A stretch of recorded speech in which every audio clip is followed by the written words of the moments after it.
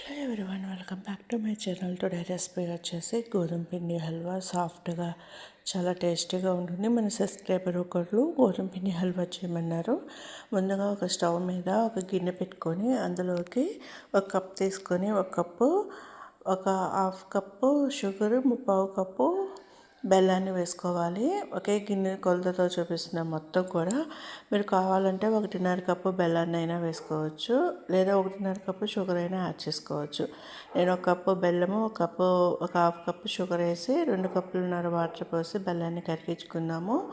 బెల్లం అనేది మనకి ఇలా సిరప్ లాగా రావాలి. ఇలా వచ్చేసింది కదా. ఇప్పుడు దీన్ని పక్కకు పెట్టేసుకొని స్టవ్ మీద ఇంకో ప్యాన్ పెట్టుకొని ఏ కప్తో అయితే మనము గోధుమ పిండి బెల్లం తీసుకున్నామో అదే కప్తో ఒక కప్పు నెయ్యి వేసుకొని, నెయ్యి కొంచెం వేడైన తర్వాత, మరీ ఎక్కువ వీటి ఉండకూడదు, జీడిపప్పు పలుకులు 3 టేబుల్ స్పూన్లు వేసుకొని ఇవి కొంచెం లైట్గా ఫ్రై అయ్యాక 3 టేబుల్ స్పూన్ల కిస్మిస్ కూడా వేసేసుకొని, జీడిపప్పు కిస్మిస్ ఇలా వేగిన తర్వాత తీసి ఒక బౌల్లోకి వేసుకుందాం. మరీ ఎక్కువగా నల్లగా వేయించాల్సిన అవసరం లేదు.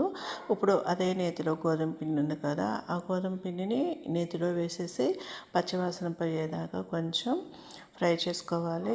ఇది వేగి మంచి సువాసన వస్తుంది. అప్పటి వరకు స్టవ్ని లో ఫ్లేమ్లోనే పెట్టి ఆపకుండా ఇలా తిప్పుతూ ఉండాలి. ఆపేసామంటే అడుగంటిపోతుంది. ఇలా కంటిన్యూస్గా తిప్పుతూ ఉంటే నెయ్యి అంతా కూడా గోధుమ పిండి పీల్చుకుంటుంది. ఇప్పుడు స్టవ్ని సిమ్లో పెట్టేసుకొని మనం ముందుగా కరిగించుకున్న బెల్లం సిరప్ ఉంది కదా, అది కొద్దిగా పిండిలోకి పోసుకుంటూ కలుపుకోవాలి. మొత్తం ఒకేసారి పోయకుండా ఇలా కలుపుకుంటూ ఉందాము. ఇప్పుడు రెండోసారి పూర్తిగా బెల్లం సిరప్ అంతా కూడా పోసేసుకొని లో ఫ్లేమ్లో పెట్టుకొని కలుపుతూ ఉండాలి. ఎక్కడ ఉండకట్టకుండా కలుపుతూనే ఉండాలన్నమాట. ఈ బెల్లం సిరప్ అంతా కూడా గోధుమ పిండి పీల్చుకొని చాలా సాఫ్ట్గా వస్తుంది. అప్పటి వరకు కూడా లో ఫ్లేమ్లో మనం కలుపుకుంటూ ఉండాలి.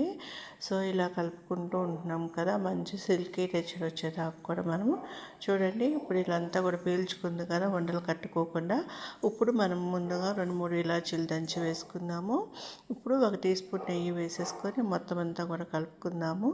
ఇలా కలుపుకొని జీడిపప్పు కిస్మిస్ ఫ్రై చేసుకున్నాం కదా, వాటిని కూడా వేసేసుకొని, మీకు కావాలంటే ఇంకా ఎక్కువ నెయ్యి కూడా వేసుకోవచ్చండి.